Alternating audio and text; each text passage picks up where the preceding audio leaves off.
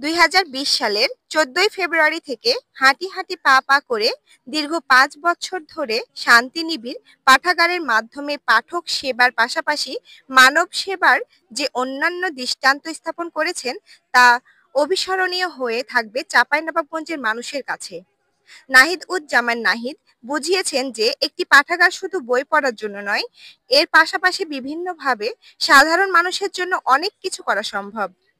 নাহিদুজ্জামান নাহিদ চাঁপাইনবাবগঞ্জ সহ দেশের বিভিন্ন এলাকায় অসহায় ও দরিদ্র শিক্ষার্থীদের মাঝে বিনামূল্যে বিভিন্ন বই ও গাইড বই দিয়ে থাকেন।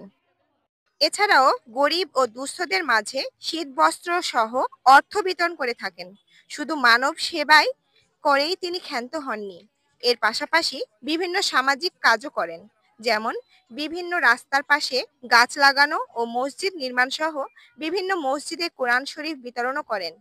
শান্তিনিবিড় পাঠাগারের প্রতিষ্ঠাতা পরিচালক নাহিদুজ্জামান নাহিদ এত সব সম্পূর্ণ নিজ অর্থায়নে করে থাকেন।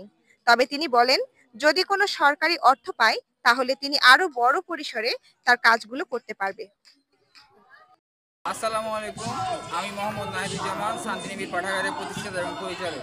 শান্তিনিবিড় পাঠাগার 2020 সালের 14 ফেব্রুয়ারি পরে প্রতিষ্ঠিত করি এবং তার আগেও অনেক মানুষকে সহযোগিতা করা হয়েছে। 17 সাল 18 সাল অনেক সহযোগিতা করা হয়েছে। তারপরে আমরা এক হয়ে বসে এই পাঠাগার করার সিদ্ধান্ত নিই এবং সেখান থেকে মানুষ অনেক বই নিয়ে যায় এবং রেখে যায় এবং পড়ে যায়, কিন্তু অন্যের বই কার লাওয়া হয় না। আমি যেটা নিজের বই দিই সে বই লাওয়া হয়।